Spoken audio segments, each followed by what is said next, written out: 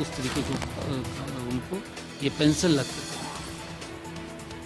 दूसरी लिस्ट जारी, इस वक्त की बड़ी खबर आपको बता दें, बीजेपी की दूसरी लिस्ट जारी, भाजपा की दूसरी लिस्ट जारी हो गई है। तो लोकसभा चुनाव के मद्देनजर बीजेपी की दूसरी लिस्ट जारी हो गई। बड़ी खबर इस वक्त की आपको बता दें, भाजपा की दूसरी लिस्ट जारी। तो आज होनी थी बीजेपी की दूसरी लिस्ट जारी, तो यह अहम जानकारी आपको दे दें, भाजपा की दूसरी लिस्ट जारी हो गई।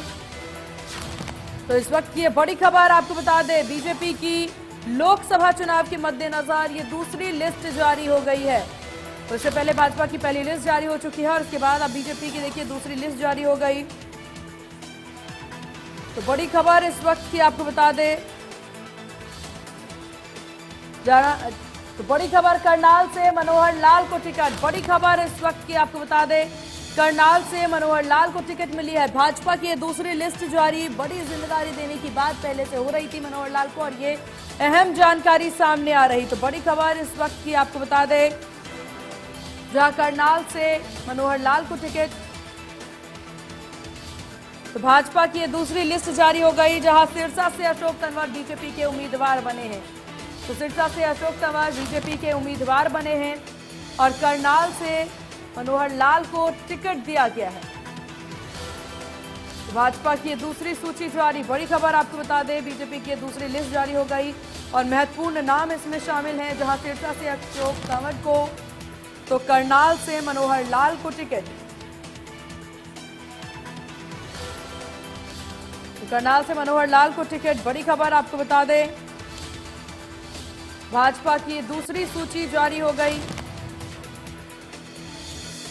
करनाल से मनोहर लाल को टिकट दिया गया। इस वक्त की बड़ी खबर आपको बता दें, बीजेपी की दूसरी लिस्ट जारी, करनाल से मनोहर लाल को टिकट, तो सिरसा से अशोक तंवर को बीजेपी का उम्मीदवार बनाया गया।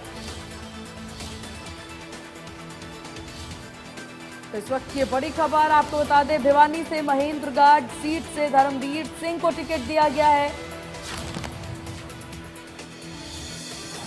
तो बीजेपी की दूसरी लिस्ट जारी हुई, जहां आपको बता दें महत्वपूर्ण नाम इस लिस्ट में शामिल हैं। बीजेपी की दूसरी सूची में करनाल से मनोहर लाल को टिकट दिया गया है, तो सिरसा से अशोक तंवर को बीजेपी का उम्मीदवार बनाया गया है। साथ ही आपको बता दें कि फरीदाबाद से कृष्णपाल गुर्जर को टिकट दिया गया। तो इधर भिवानी महेंद्रगढ़ सीट से धर्मवीर सिंह को भाजपा की टिकट मिली है। सिरसा से अशोक तंवर बीजेपी के उम्मीदवार। तो बड़ी खबर आपको बता दें, भाजपा की लिस्ट जारी, जहां गुरुग्राम से राव इंद्रजीत को मिला है टिकट। तो गुरुग्राम से राव इंद्रजीत को टिकट, करनाल से मनोहर लाल को टिकट दिया गया है, सिरसा से अशोक तंवर को बीजेपी का उम्मीदवार बनाया गया है। साथ ही आपको बता दें, बीजेपी की दूसरी लिस्ट, करनाल से मनोहर लाल को टिकट दिया गया है। तो बड़ी खबर, अंबाला से बंतो कटारिया को टिकट दिया गया। तो बड़ी खबर, अंबाला से बंतो कटारिया को टिकट, गुरुग्राम से राव इंद्रजीत को टिकट दिया गया। तो बड़ी अपडेट आपको बता दें, जहां लोकसभा चुनाव के लिए अब ज्यादा से दिन नहीं बचे हैं और ऐसे में भाजपा की अब दूसरी सूची जारी।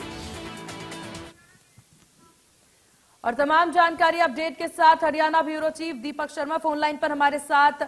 दीपक, यहां पर टिकट बंटवारे की दूसरी सूची अब सामने आ चुकी है और वो महत्वपूर्ण नाम जिस पर सभी का इंतजार था, खासतौर पर मनोहर लाल का जिक्र कर लिया जाए, सभी के नाम इस टिकट में, इस लिस्ट में। जी बिल्कुल, अगर बात करें तो लंबे समय से इंतजार था, लगातार नजर थी कि हरियाणा को लेकर के भी लोकसभा उम्मीदवारों के जो नाम है उसका ऐलान होगा और आखिरकार यहां पर ऐलान कर दिया गया। सबसे बड़ी बात यह है कि मनोहर लाल खट्टर, जो कि हरियाणा के मुख्यमंत्री रहे हैं 9.5 साल तक और कल ही उन्होंने इस्तीफा दिया, हरियाणा में नए मुख्यमंत्री नायब से नहीं बने, मनोहर लाल खट्टर को करनाल से लोकसभा का उम्मीदवार बनाया गया है। ये एक बड़ी अगर बात करें रहेगी। इसके साथ साथ अंबाला से बात करें तो रतनलाल कटारिया की पत्नी जो है, जो कि पूर्व में वहां से सांसद थे, केंद्र सरकार मंत्री भी रहे हैं, उनका निधन हो गया था, सीट खाली हो गई थी, तो रतनलाल कटारिया की पत्नी बंतो कटारिया को उम्मीदवार बनाया गया है। सिरसा से सुनीता दुग्गल का जो टिकट है वो कटा है, सुनीता दुग्गल की जगह अशोक तंवर को उम्मीदवार बनाया गया है।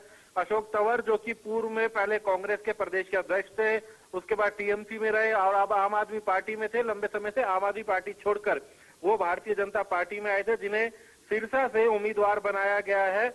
उनके साथ साथ बताना चाहेंगे, भिवानी महेंद्रगढ़ से सांसद धर्मवीर सिंह की टिकट बरकरार रखी गई है। धर्मवीर सिंह को फिर से उम्मीदवार बनाया गया है। गुरुग्राम से राव इंद्रजीत सिंह को फिर से उम्मीदवार बनाया गया है। फरीदाबाद से कृष्णपाल गुर्जर को फिर से उम्मीदवार बनाया गया है।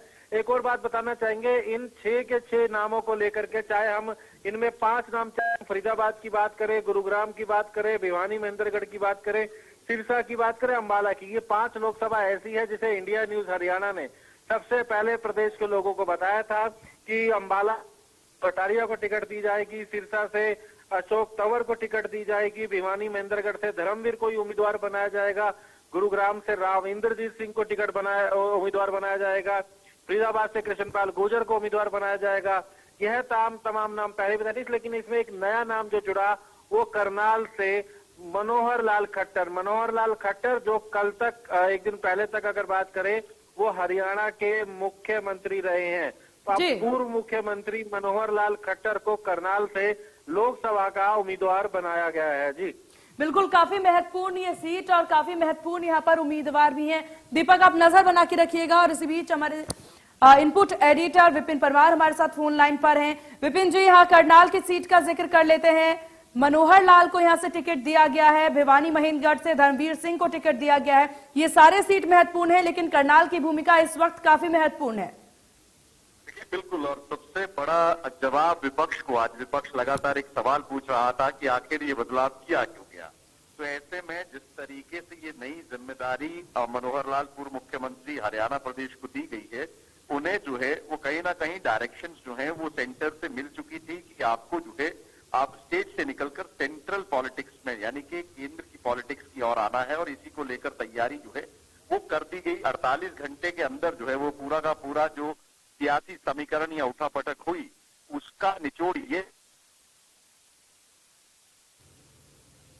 विधानसभा के हाउस के अंदर जो है वो इस्तीफा देने का काम किया गया। करनाल की विधानसभा सीट जो है वो नायब सिंह सैनी को सुपुर्द करी और अब करनाल से लोकसभा के उम्मीदवार के तौर पर जो है वो मनोहर लाल जो है उनका नाम जो है वो सूची में सबसे ऊपर आया है।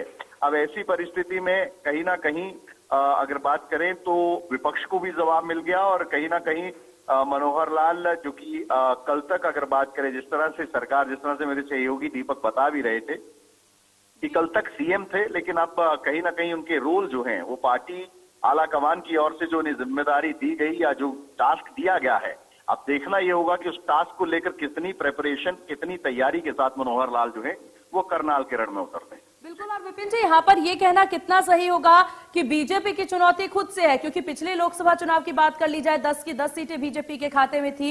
इस बार भाजपा पूरी कोशिश कर रही है वही पूरा रिजल्ट दोहराने की। देखिए, लाजमी सी बात है, क्योंकि मंथन जब आप टिकटों को लेकर करते हैं तो ऐसे में कोई भी पॉलिटिकल पार्टी हो, ना केवल बीजेपी बल्कि कांग्रेस की बात कर ले, इनेलो की बात कर ले, कोई भी पार्टी, वो सभी जीतने के लिए ही उम्मीदवार जो है उतारते हैं। पर क्योंकि लोकतंत्र में जनता सर्वोपरि होती है और जनता तय करती है कि आखिर किसके सर पर ताज देना है और किसको विपक्ष में बिठाना है।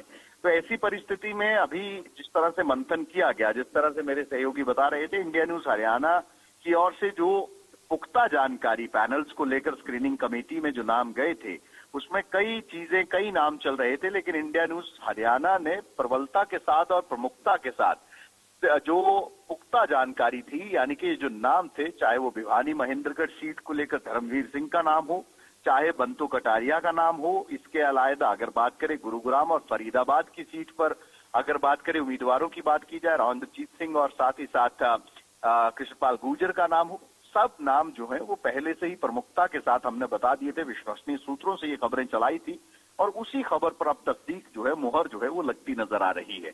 अब ऐसी परिस्थिति में इंतजार अब रहेगा कांग्रेस की सूची को देखने का कि कांग्रेस की सूची किस तरह से आती है, क्योंकि अभी की अगर बात करें तो फिलहाल जो है वो कई सीट्स ऐसी हैं जहां पर उम्मीदवार नहीं उतारे हैं भारतीय जनता पार्टी की ओर से। तो उन सीटों पर कब तक जो है वो उतारा जाएगा, लोकसभा के उम्मीदवार कौन होंगे, और इसके अलावा कांग्रेस की सूची जो है वो क्या कहती है, उसकी उसकी जब लिस्टिंग होगी या जब नाम आएंगे तब देखना ये होगा कि जो अब चुनाव का रण सजेगा उसमें क्योंकि लाजमी सी बात है, हर उम्मीदवार की बात करें तो वो चुनाव में पुरजोर कोशिश करता है वोट हासिल करने की, लेकिन कैंडिडेट कैसे हैं ये दोनों तरफ की सूची देखकर ही पता चलेगा। तो ऐसे में सिरसा लोकसभा सीट की अगर बात कर ले, अशोक तंवर हाल ही में आम आदमी पार्टी को अलविदा कहकर जो है भारतीय जनता पार्टी का दामन उनकी ओर से थामा गया था और उन्हें इस सीट पर उतारा गया है और अब उनके लिए भी एक बड़ी चुनौती ये सीट है। अब उनको भी कहीं ना कहीं परफॉर्मेंस की लेकर अगर बात करें तो अपने जो क्योंकि सिरसा उनका गृह क्षेत्र है, ऐसे में उनको जो जिम्मेदारी दी गई है उनको भी जो है इस चुनाव में पुरजोर कोशिश करनी होगी और तमाम जो उम्मीदवार उतरे हैं उनको जो है इस चुनाव को लेकर जो है अब विपक्षी पार्टियों की रणनीति के तहत जो है वो अपनी स्ट्रैटेजाइज कैंपेन के साथ जब उतरते हैं तो देखना ये होगा कि जनता किसका साथ देती है। बिल्कुल ये देखने वाली बात होगी। हालांकि अभी चुनौतियां कम नहीं हुई है। आपका बहुत शुक्रिया तमाम जानकारी अपडेट साझा करने के लिए।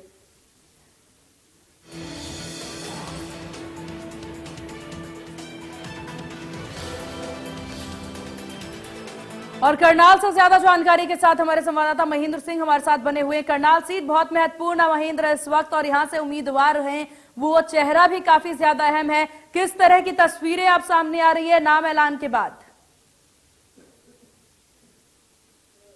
पूर्व मुख्यमंत्री मनोहर लाल ने अपना इस्तीफा दिया था, पहले मुख्यमंत्री पद से और बाद में करनाल विधायक पद से जो इस्तीफा दिया था उसके बाद कहीं ना कहीं करनाल के लोगों में एक मायूसी जरूर दिखाई दे रही थी। लेकिन जिस तरह से साफ हो रहा है कि मुख्यमंत्री मनोहर लाल करनाल लोकसभा से जो है बीजेपी के उम्मीदवार होंगे तो कहीं ना कहीं ये साफ हो चुका है कि अब प्रदेश में जो 10 सीटों पर बीजेपी चुनाव लड़ेगी उसकी अगुवाई कहीं ना कहीं पूर्व मुख्यमंत्री मनोहर लाल करेंगे। तो ऐसे में संदेश यही है कि किस तरह से बीजेपी प्रदेश की 10 सीटें जीते इसको लेकर बीजेपी लगातार तैयारियों में जुटी हुई थी और यही बड़ी वजह रही है कि मुख्यमंत्री ने अपने पद से इस्तीफा दिया और अब वो लोकसभा के चुनावी मैदान में उतरे हैं। तो कहीं ना कहीं पार्टी की मजबूती का तो संदेश है ही है, साथ साथ सभी लोकसभा सीट है उन पर भी ये संदेश जाएगा कि मुख्यमंत्री जो है उसमें विशेष रूप से उतारे गए हैं और 10 सीट पर किस तरह से जीत होगी ये भाजपा की रणनीति रहेगी। बिल्कुल, हालांकि अब नामों का ऐलान यहाँ पर सामने आ चुका है। करनाल से भी नाम का ऐलान सामने आ चुका है।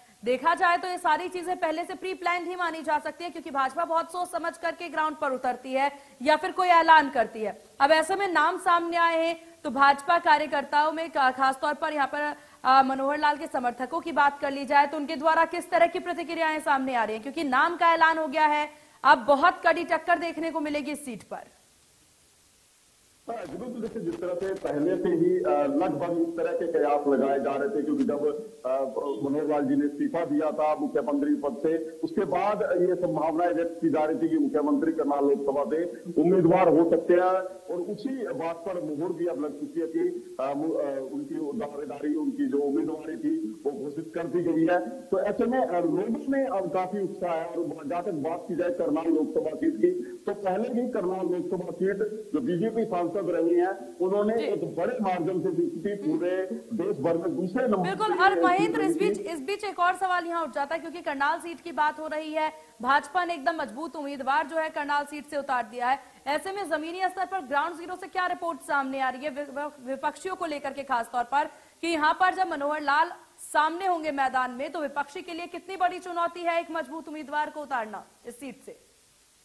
देखिए बिल्कुल जिस तरह से मैं पहले बता रहा था आपको कि बीते चुनाव में जो है संजय भाटिया यहाँ से जो है जीते थे, उन्होंने एक रिकॉर्ड जीत हासिल की थी, पूरे देश में दूसरे नंबर पे वो चुने गए थे और करीब 6 लाख से ज्यादा का मार्जिन यहाँ से मिला था। लेकिन जब मुख्यमंत्री की अब दावेदारी हो चुकी है यहाँ के पूर्व मुख्यमंत्री मनोहर लाल बीजेपी के उम्मीदवार, तो ऐसे में स्वाभाविक है जो विपक्षी दल है उनकी चुनौतियां कहीं ज्यादा बढ़ चुकी हैं क्योंकि वो एक हैवी वेट उम्मीदवार बीजेपी की तरफ से रहेंगे और जो जीत के चलिए ठीक है महेंद्र, बिल्कुल ये सीट काफी महत्वपूर्ण है। आपका बहुत शुक्रिया तमाम जानकारी साझा करने के लिए और इसी विषय पर ज्यादा जानकारी और चर्चा के लिए हमारे साथ deputy senior editor Atul Pratap Singh हमारे साथ बने हुए हैं न्यूज रूम से सीधे। अतुल जी, ये पूरा नाम अब सामने आ चुका है, खासतौर पर देखिए इंडिया न्यूज हरियाणा बार बार जिस लिस्ट की जिस बात का जिक्र करते नजर आ रहे थे पुख्ता तरीके से, हालांकि खबरें भी बहुत समय से दिखा रहे थे। करनाल सीट से शुरुआत करते हैं क्योंकि सबसे महत्वपूर्ण करनाल सीट है, यहाँ के उम्मीदवार काफी ज्यादा महत्वपूर्ण है। इसको लेकर के क्या कुछ समीकरण बनता नजर आएगा? देखिए, समीकरण बहुत साफ है सीमा, और उस समीकरण को समझाने की कवायद अगर हम करेंगे तो आप देखिए कि आज ही पूर्व मुख्यमंत्री मनोहर लाल जो कि अपनी विधायकी से त्यागपत्र देते हैं, न्याय सिंह सैनी के लिए सीट खाली करते हैं, और आज ही जब बीजेपी की दूसरी सूची आती है, लिस्ट आती है, तो उसमें करनाल सीट का जिक्र होता है। हरियाणा के कुल टोटल 6 सीटों पर आज नाम घोषित किया गया है। अब आपने चूंकि करनाल को पर्टिकुलर यहाँ पर सवाल में रखा है, तो सबसे जो अहम सीट हो जाती है वो पूर्व मुख्यमंत्री के लिहाज से वो अपने आप में सीट अहम है ही, और वहां का जो इक्वेशन है वो साधने समझने के बाद ही ये सारे हरियाणा में जो राजनीतिक बदलाव किए गए हैं वो तय किया गया।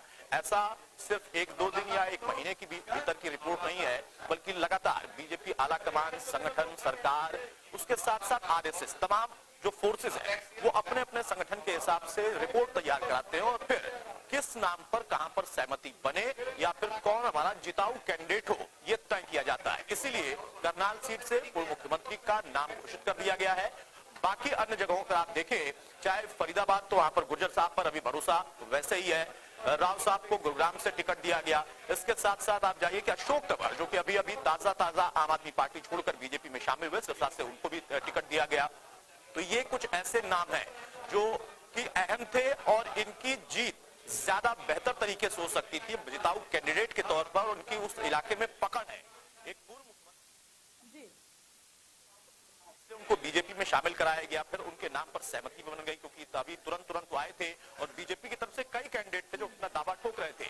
बंतो कटारिया के नाम पर भी सहमति बन गई, क्योंकि वो भी पुराने तौर पर अगर हम देखें तो उनके पति जो कि पूर्व सांसद, वो बीजेपी के बड़े नेताओं में से एक माने जाते थे, और इस बार इसीलिए उन पर भी भरोसा रखा गया है। तो कुल मिलाकर अभी जो ताजा स्थिति है वो अपने आप में इन नामों को लेकर जाहिर करती है कि सोच समझकर इनकी रणनीति बनाई गई, और ये जिताऊ कैंडिडेट है, इस वजह से इनके नाम पर सहमति बन गई। सीमा, बिल्कुल, जिताऊ कैंडिडेट की बात आपने की, अशोक तंवर का भी जिक्र आप करते नजर आए। तो जी, अशोक तंवर को लेकर के बात कर ली जाए, आम आदमी पार्टी से वो भाजपा में शामिल होते हैं, लोकसभा सीट भी उन्हें मिल जाती है। इसको लेकर के अगर भाजपा की बात कर ली जाए, क्या भाजपा में जब टिकट बंटवारे की बात आती है, अशोक तंवर जब बीजेपी में ज्वाइन करने वाले थे तभी बहुत से बयानबाजी देखने को मिले थे, जब ये संभावनाएं जताई जा रही थी कि वो भाजपा में शामिल होंगे, उसमें उस बीच में भी प्रतिक्रियाएं देखने को मिली थी।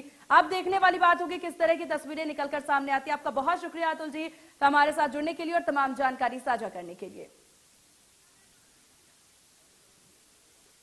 तो आपको बता दें, भाजपा के द्वारा दूसरी सूची जारी कर दी गई है, और इस लिस्ट में कई महत्वपूर्ण नाम शामिल हैं। करनाल से मनोहर लाल को टिकट दिया गया है, तो भाजपा की दूसरी लिस्ट में 6 नाम शामिल हैं, और ये 6 नाम महत्वपूर्ण हैं, क्योंकि देखिए हरियाणा में 10 लोकसभा सीटें, और 10 लोकसभा सीटों को लेकर के जिस तरीके से अब नाम सामने आ रहे हैं, गुरुग्राम से राव इंद्रजीत को टिकट भाजपा ने दिया है। दूसरी लिस्ट में काफी सारे नाम जो हैं ये सामने आए हैं। फरीदाबाद से कृष्णपाल गुर्जर को टिकट दिया गया है, तो वहीं करनाल से मनोहर लाल को टिकट दिया गया है। भिवानी महेंद्रगढ़ से धर्मवीर सिंह को बीजेपी का उम्मीदवार जो है इस बार बनाया गया है। तो बड़ी खबर आपको बता दें, जहां भाजपा के द्वारा ये दूसरी सूची जारी कर दी गई है लोकसभा चुनाव के मद्देनजर। करनाल से यहां पर पूर्व सीएम मनोहर लाल पे भरोसा जताया गया है। साथ ही आपको बता दें कि अंबाला से बंतो कटारिया को टिकट दिया गया। बीजेपी की दूसरी लिस्ट में हरियाणा से 6 नाम सामने आए हैं, तो गुरुग्राम से राव इंद्रजीत पर भरोसा, हालांकि करनाल से आपको बता दें कि मनोहर लाल को टिकट दिया गया है। फरीदाबाद से और भिवानी महेंद्रगढ़ से हर एक सीट पर भाजपा ने काफी सोच समझ करके ये उम्मीदवारों की जो सूची है वो जारी की है, जिसके बाद भाजपा की दूसरी सूची लोकसभा चुनाव के मद्देनजर देखिए अब समय काफी कम है, और ऐसे में बीजेपी के द्वारा लगातार लिस्ट जो है वो जारी की जा रही है। तो भारतीय जनता पार्टी ने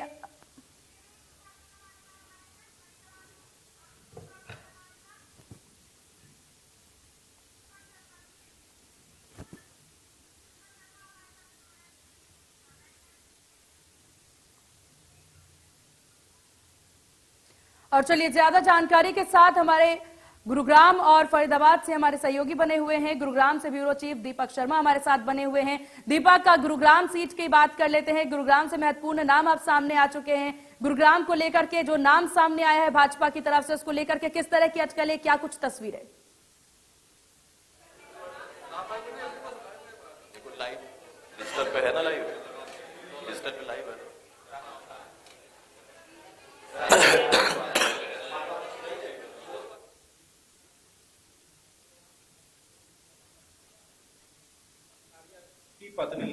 रतनलाल कटारिया का निधन हो गया था। पूर्व में केंद्रीय मंत्री भी रहे हैं, केंद्र सरकार में कैबिनेट मंत्री भी रहे हैं।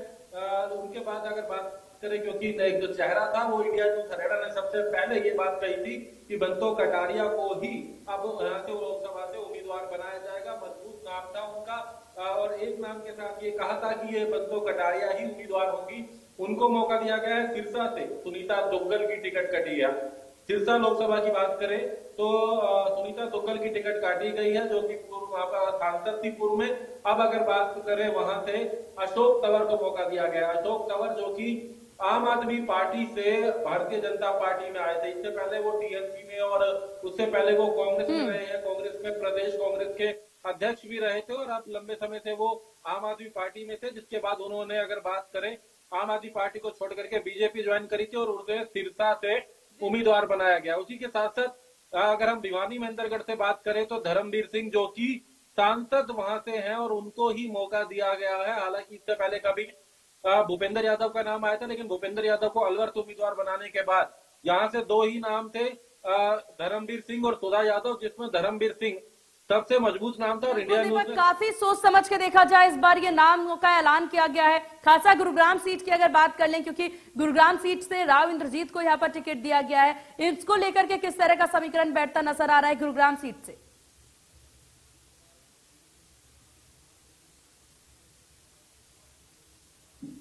मजबूत उम्मीदवार हैं।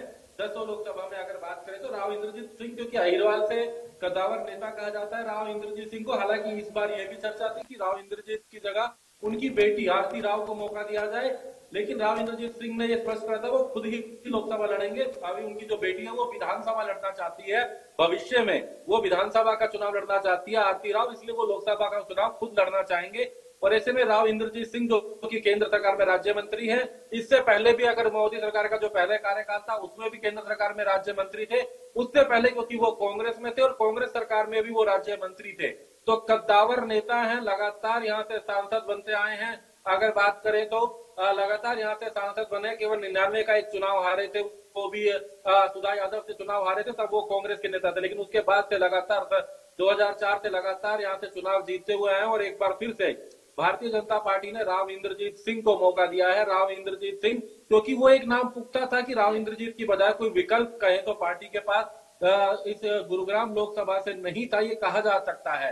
हालांकि नाम सुधा यादव का गुरुग्राम और महेंद्रगढ़ दोनों से था, लेकिन राव इंद्रजीत का नाम तय था, क्योंकि इनसे मजबूत उम्मीदवार नहीं माना जा रहा था, इसलिए राव इंद्रजीत को फिर से मौका दिया गया है लोकसभा चुनाव में गुरुग्राम लोकसभा को लेकर अगर बात करें तो। बिल्कुल। और चलिए आपके पास फिर से वापस आएंगे। फरीदाबाद से हमारे सहयोगी हमारे साथ देवेंद्र कौशिक बने हुए हैं। देवेंद्र, फरीदाबाद सीट को लेकर के किस तरह का समीकरण, कृष्णपाल गुर्जर को यहाँ से टिकट मिला है?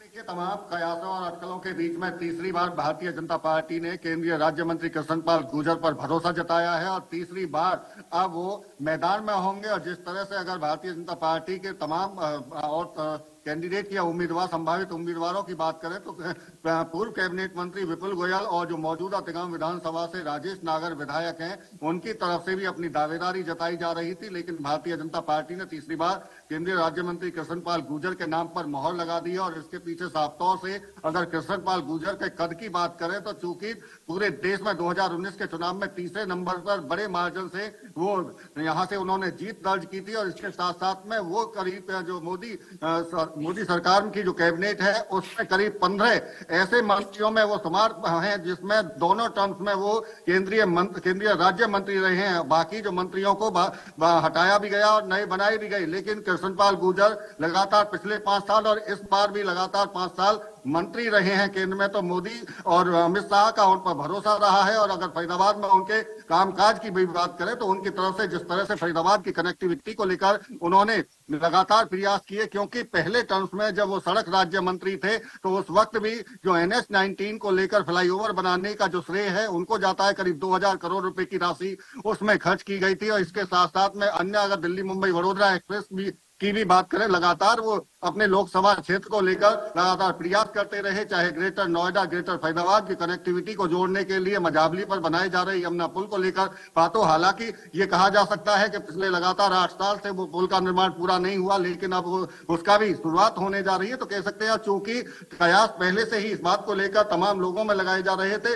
मध्य प्रदेश के जो मुख्यमंत्री हैं मोहन यादव जब यहाँ पहुंचे थे तो प्रबुद्ध वर्ग का सम्मेलन जब हो रहा था तो तमाम लोगों की तरफ से आवाज इस बात को लेकर, और खास तौर से अगर कहें तो सभी को यह दिखाई दे रहा था कि एक बार तीसरी बार फिर कृष्णपाल गुर्जर यहां से उम्मीदवार होंगे। और जो जीत के अगर बात करें तो जीत का दावा खुद केंद्रीय राज्य मंत्री कृष्णपाल गुर्जर से जब इंडिया न्यूज हरियाणा ने बात की थी तो उनकी तरफ से यह कहा गया था कि चुनौती उनके लिए जरूर होगी, क्योंकि वो तीसरे नंबर पर देश में सबसे ज्यादा वोटों से जीतने वाले उम्मीदवार थे। लेकिन उससे भी ज्यादा क्योंकि अब जो दावा किया जा रहा है वो 10 लाख वोटों से जीतने का दावा तमाम कार्यकर्ता भाजपा के नेता करते हुए दिखाई दे रहे हैं। अब देखना होगा कि जब कांग्रेस की तरफ से मैदान में उम्मीदवार को उतारा जाएगा तो किस तरह का उम्मीदवार होगा और कितनी बड़ी चुनौती कृष्णपाल गुर्जर के लिए रहेगी, ये देखना अभी बाकी है। बिल्कुल, और इसी पर सबकी निगाहें भी हालांकि देवेन टिकी हुई रहेगी। न्यूज रूम लिए चलते हैं आप सभी को, जहां न्यूज रूम से हमारे senior deputy editor Atul Pratap Singh ji बने हुए हैं। अतुल जी, हमने गुरुग्राम और साथ ही साथ फरीदाबाद से हमारे सहयोगी ने जिस तरह का रिपोर्ट बताया, जिस तरह का समीकरण बताया, सबकी निगाहें इसी बात पर टिकी है कि कांग्रेस अब कौन से उम्मीदवार चुन करके निकालेंगे, क्योंकि भाजपा ने वो महत्वपूर्ण नाम इस लिस्ट में लाकर के सामने रख दिया जो कि दिग्गज माने जाते हैं यहां पर। अब उनके सामने विपक्षी क्या टक्कर देती नजर आएगी? देखिए, स्वाभाविक है कि कोई भी पार्टी कोई कैंडिडेट पर जब सहमति बनाएगी तो अपने हिसाब से वो मजबूत कैंडिडेट उतारेगी, और कांग्रेस भी अपने इन तमाम सीटों पर मजबूत उम्मीदवार जरूर उतारेगी। लेकिन सवाल इस बात का है कि बीजेपी इसमें एज ले गई। आप देखिए कि गुड़गांव का भी जिक्र हो रहा था, फरीदाबाद से देवेंद्र बता रहे थे, तो वहां पर इन दोनों कैंडिडेट जो है वो चाहे गुड़गांव के कैंडिडेट हो या फरीदाबाद के, इनका अपना एक आधार है, मजबूत है। अहिरवाल से लेकर फरीदाबाद तक, गुर्जर साहब से लेकर राव साहब, इन लोगों का अपना अपना क्षेत्र में एक दबदबा है, जनता के बीच में इन लोगों की पकड़ है। जब कांग्रेस आम आदमी पार्टी अपने कैंडिडेट का चुनाव करेंगे, क्योंकि आम आदमी पार्टी ने तो अपना कैंडिडेट दे दिया, बहुत मजबूत कैंडिडेट देने का वो दावा कर रहा है, लेकिन जब कांग्रेस अपने कैंडिडेट 9 सीटों पर देगी, जिनमें से ये 6 सीटें होंगी, तो वहां पर वो भी बड़ा चेहरा ही उतारने की कोशिश करेंगे, और उनका भी फोकस यही होगा कि वो बड़ी और कड़ी टक्कर दे सके। अब टक्कर तो जनता के बीच में जब वो जाएंगे तो कितना दे पाएंगे ये तो वक्त बताएगा, लेकिन इसमें कोई शक नहीं है कि सभी अपने मजबूत कैंडिडेट को ही उतारते हैं। हाँ, बीजेपी ने इसमें एज लिया। आज हरियाणा की 6 सीटों के लिए उन्होंने नाम की घोषणा की, और संभावित था। इंडिया न्यूज हरियाणा बहुत पहले से ही लगातार इस पर हम लोग अपने दर्शकों को बताते रहते थे। हमारे जो संवाददाता हैं, हमारे ब्यूरो चीफ हैं, वो सभी इन बातों का जिक्र करते रहते थे कि गुड़गांव की अगर हम बात करें तो वहां पर राव साहब का दावा बहुत पुख्ता है और टिकट कमोबेश पक्की है। फरीदाबाद से देवेंद्र लगातार बताते रहे हैं कि भाई गुर्जर साहब का दावा बहुत पक्का है, लेकिन इस बार एक चीज जरूर था सीमा, कि जब कैंडिडेट्स के लिए सूची प्रदेश की तरफ से केंद्र को दी गई थी तो हर एक सीट पर 3-3, 4-4 नाम ऐसे तय किए गए थे, लगभग 3-3 नाम पैनल में शामिल थे। मतलब एक इक्वेशन बनाने की कोशिश थी कि जो शीर्ष नेतृत्व के पास रिपोर्ट होती है और जो प्रदेश की तरफ से रिपोर्ट दी गई थी, प्रदेश पार्टी कार्यकारिणी की तरफ से जो रिपोर्ट दी गई थी, उसमें एक आम टैली बन सके, एक सहमति बन सके कि हाँ किस नाम पर दोनों ही सहमत हैं। क्योंकि शीर्ष नेतृत्व अलग तरीके से अपनी मॉनिटरिंग करता है, प्रदेश की तरफ से अलग चीजें वहां पर रखी जाती हैं, कार्यकर्ताओं के बीच में क्या डिमांड है, क्या मांग है, वो किसके लिए चाहते हैं। जनता अगर जाएगी तो उनके साथ क्यों जाएगी, उनका जनता के बीच में कितना अच्छा संवाद है, या फिर वो कितना बेहतर तरीके से अभी भी जनता में अपनी पकड़ बनाए हुए हैं। तो ये सारी चीजें तय की जाती हैं। और वो मोटा मोटा आप देखिए कि ये जो लोकसभा का चुनाव होता है 14 के बाद से, 19 की बात कर ले और अब 24 की बात कर ले, तो सबसे बड़ा चेहरा तो मोदी ही होते हैं। बाकी कैंडिडेट अपनी मजबूती जरूर रखते होंगे, लेकिन मोदी लहर में 2 चुनाव हमने देखे हैं कि कैसे नए नए नाम भी जीत गए। तो वो अपने आप में एक सबसे बड़ा फैक्टर है उनका। और दूसरा कि इन नामों की भी अपनी मजबूती थी, और इनके सामने अब कांग्रेस के लिए चुनौती होगी कि वो किनको उम्मीदवार बनाकर खड़ा करे। सीमा, बिल्कुल अतुल जी, यहाँ पर सिरसा सीट की अगर बात कर ली जाए, सिरसा सीट पर जिस प्रकार से बीजेपी ने अशोक तंवर को मौका दिया है, आम आदमी पार्टी से वो आए और सीधा यहाँ पर उनको टिकट, वो भी लोकसभा चुनाव के लिए टिकट उन्हें दे दिया जाता है। अब क्या इसके बाद देखने को मिलेगा? क्या सभी इस नाम से संतुष्ट नजर आएंगे भाजपा में, अगर बात कर ली जाए तो? नहीं, ये जो सवाल है सीमा, कई बार छोटी मोटी नाराजगी जरूर होती है, जब भी लिस्ट आती है तो नाराजगी होती है, लेकिन बीजेपी के लिए खास तौर से आप देखिए कि बीजेपी जब नाम का ऐलान कर देती है तो उसके बाद कोई वहां पर आपत्ति नहीं करता है। थोड़ी कुछ घटनाएं जरूर हो सकती हैं, कुछ वाकये हो सकते हैं, कुछ किस्से हो सकते हैं, लेकिन ज्यादातर हमने नहीं देखा है कि बीजेपी में इस तरीके से कोई विरोध करता है। अशोक तंवर को बीजेपी में शामिल ही इसीलिए कराया गया था क्योंकि उनका दावा था और इस बात की जानकारी, इस बात की पूरी पुष्टि थी, तो उसके वजह से ही उनको बीजेपी में शामिल कराया गया। अशोक तंवर एक अलग चेहरे के तौर पर पहचान रखते थे और कांग्रेस में उन्होंने संगठन को बहुत मजबूती के साथ खड़ा करने की कोशिश की, नहीं कर पाए। वहां से छोड़कर वो कहीं और गए। फिर उसके बाद जब बीजेपी में आते हैं तो वहां पर उनकी जो उस बेल्ट में पकड़ है, जो वहां का वोट इक्वेशन है, उसके आधार पर ही उनके नाम पर सहमति बनी है। इसलिए मुझे नहीं लगता कि इस पर कहीं से कोई अंतर्द्वंद या कहीं से कोई विरोध होगा, क्योंकि पार्टी ने उनको शामिल कराया था और तमाम लोगों को पता था कि उनका दावा इस सीट से बन रहा है और कमोबेश उन्हीं के नाम पर सहमति बनेगी। सीमा। गुरुग्राम से हमारे ब्यूरो चीफ दीपक शर्मा लगातार बने हुए हैं। दीपक, क्योंकि सीटों को लेकर के बातचीत हो रही है, भाजपा की दूसरी लिस्ट जारी हो गई है, प्रतिक्रियाओं का दौर भी लाजमी है कि शुरू हो चुका होगा। देखिए, प्रतिक्रियाओं की बात करें तो इसमें कोई दो राय नहीं है। जब पार्टी ने अपनी तरफ से उम्मीदवारों के नामों का ऐलान करा है, जश्न भी रहेगा। हालांकि गुरुग्राम वाले उम्मीदवार की बात करें तो लगभग ये नाम तय था।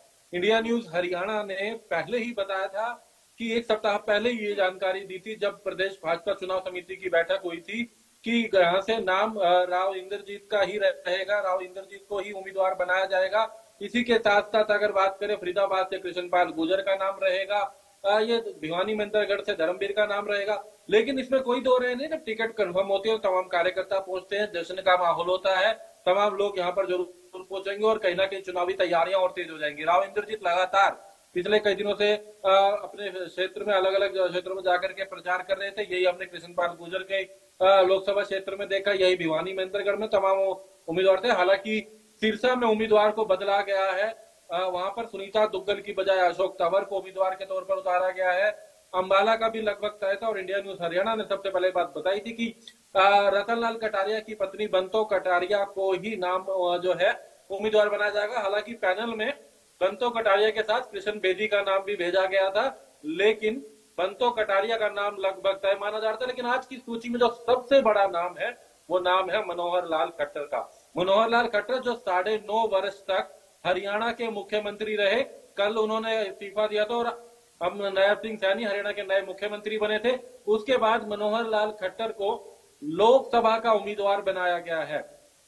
कोई दो राय नहीं है। कल मनोहर लाल ने भी एक बात कही थी पूर्व मुख्यमंत्री ने कि हो सकता है पार्टी उन्हें कोई और बड़ी जिम्मेदारी देना चाहती हो, पार्टी किसी और जिम्मेदारी पे भेजना चाहती हो। ऐसे में करनाल लोकसभा से, जहां से वो विधायक भी थे, आज उन्होंने अपनी विधानसभा की सदस्यता से भी इस्तीफा दिया था और अब उन्हें लोकसभा का उम्मीदवार बनाया गया है। करनाल लोकसभा, जहां से संजय भाटिया सांसद है। यहाँ पर अगर बात करें, अब उनकी जगह मनोहर लाल जो है, उन्हें यहाँ से पूर्व मुख्यमंत्री मनोहर लाल को जो है वहां से उम्मीदवार बनाया गया। ये एक हरियाणा के लिए अगर कहें तो एक बड़ा नाम है जिन्हें लोकसभा चुनावों में जो है करनाल से उम्मीदवार बनाया गया। क्योंकि सबसे बड़ी बात चेहरों की होती है। बड़े नामों की अगर बात करें तो प्रदेश में जो इन 6 नामों में है, इनमें मनोहर लाल जो कि 9.5 वर्ष तक जो है मुख्यमंत्री रहे, वो करनाल लोकसभा से उम्मीदवार होंगे। इसी तरीके तमाम जगहों पे आज जहां तक जश्न की बात कर रहे थे, इसमें कोई दो राय नहीं है कि आज तमाम जगहों पर जश्न उन जगहों पर है जहां जहां उम्मीदवारों के नामों का ऐलान हो गया है। लेकिन अभी भी 4 लोकसभा ऐसी हैं, रोहतक लोकसभा की बात करें, सोनीपत लोकसभा की बात करें, हम हिसार लोकसभा की बात करें, कुरुक्षेत्र लोकसभा की बात करें, ये वो लोकसभाएं हैं जहां पर अभी उम्मीदवारों के नाम का ऐलान होना है। कुरुक्षेत्र में उम्मीदवार का बदला जाना ये तय है, क्योंकि कुरुक्षेत्र से जो सांसद है वो आज प्रदेश के मुख्यमंत्री बन चुके हैं, नायब सिंह सैनी। तो वहां से नया चेहरा होगा। हिसार से नया चेहरा आना है, क्योंकि जो सांसद ब्रिजेंद्र सिंह है वो बीजेपी को छोड़ करके कांग्रेस में शामिल हो गए हैं। सोनीपत से भी अगर कंफर्म बताना चाहेंगे कि रमेश कौशिक का टिकट कटेगा। रमेश कौशिक जो सांसद है मौजूदा, उनको उम्मीदवार नहीं बनाया जाएगा। उनकी जगह योगेश्वर दत्त का नाम है, राजीव जैन का नाम है, उनकी जगह मोहनलाल बडोली का नाम है। लेकिन अभी समीकरणों के अनुसार उनमें से अगर बात करें तो उम्मीदवार किसी को, अभी उनका नाम की लिस्ट अगली सूची में आएगी। लेकिन फिलहाल अगर बात करें, चाहे वो अगर हम सोनीपत की बात करें, उम्मीदवार को बदला जाएगा। कुरुक्षेत्र बदले जाने हैं, क्योंकि कुरुक्षेत्र से जो सांसद थे वो आज प्रदेश के मुख्यमंत्री हैं, नायब सिंह सैनी मुख्यमंत्री हैं।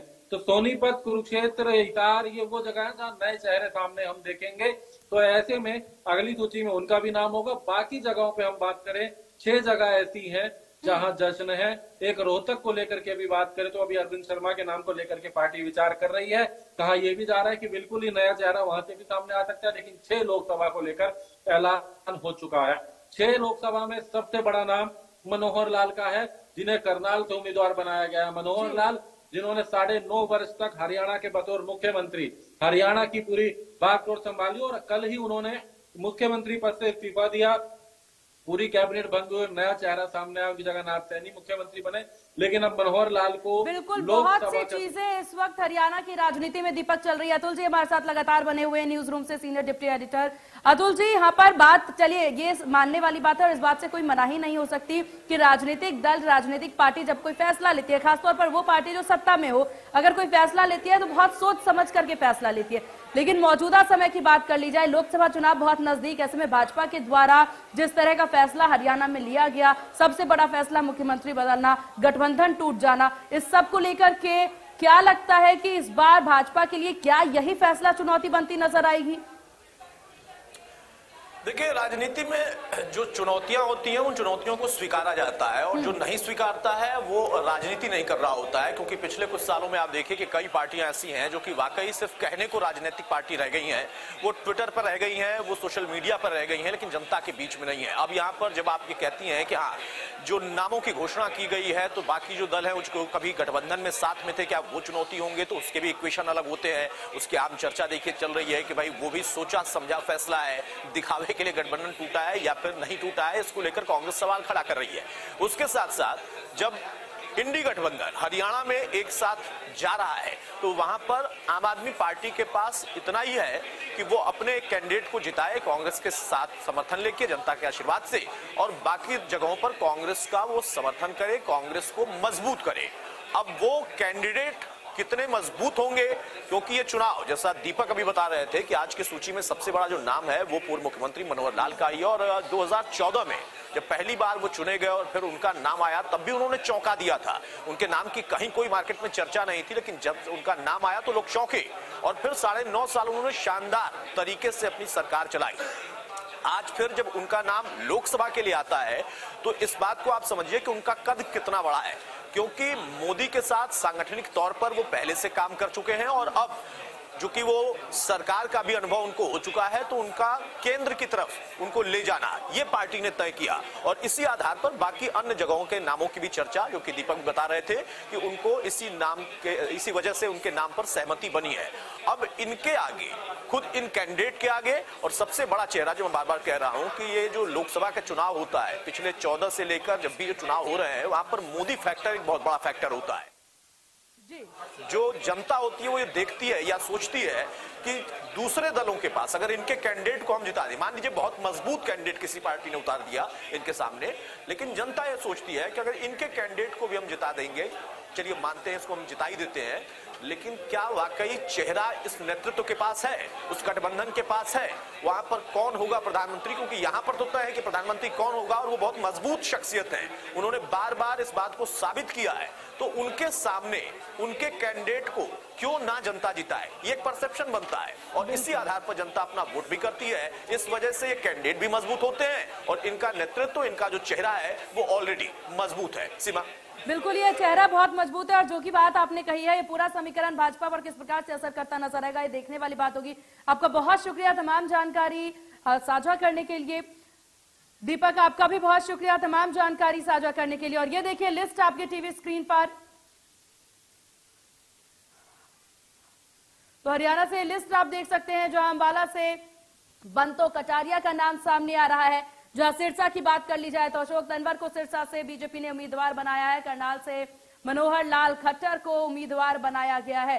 तो एक एक करके लिस्ट आपके टीवी स्क्रीन पर, 6 नामों की घोषणा हरियाणा से हुई है, 4 सीटों पर अभी नाम आने बाकी हैं, लेकिन ये 6 सीट कितना महत्वपूर्ण है, इस 6 सीटों पर जिस तरह के नाम बीजेपी सामने लेकर के आई है, वो नाम खुद में कितनी मजबूत भूमिका निभाते नजर आएंगे, ये भी देखने वाली बात होगी। भाजपा के द्वारा काफी महत्वपूर्ण नामों पर लोकसभा चुनाव को लेकर के, उसके लोकसभा चुनाव के मद्देनजर भरोसा जताया गया है। और चलिए यहां रुकते हैं एक बहुत छोटे से ब्रेक के लिए।